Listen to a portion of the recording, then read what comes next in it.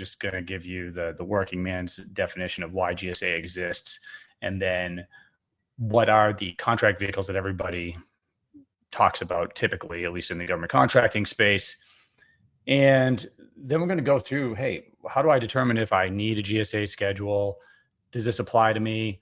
And, what are some of the latest movements in government to increase the use of GSA? Because that is a big topic right now. And it has been for, since I should say March 20th, which is when President Trump's executive order came out. We talked to Kevin Kivlin from GSA in one of the YouTube videos, which you may have seen. And of course, he just came out of GSA, and he is a great resource. I might play a couple clips from that video as we go through this. I'm going to hit a quick test in the comments just to make sure that is working. I guess I need to click go live too on one of my other devices. All right, so here we go. GSA.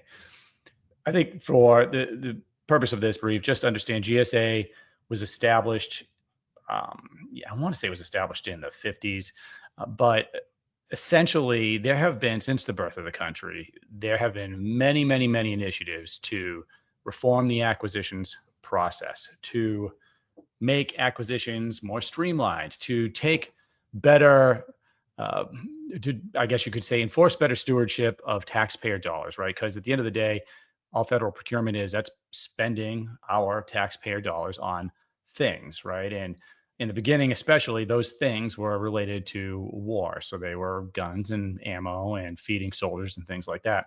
But there's throughout history always been also instances of abuse, both on the contractor side and on the government side. And I think like any industry, that's not the norm, but this is what we hear about, these kind of extreme situations. So there has been a ton of policy and lawmaking that has gone into trying to ensure that there's things like fairness and competition, to ensure that people in the government aren't lining their pocket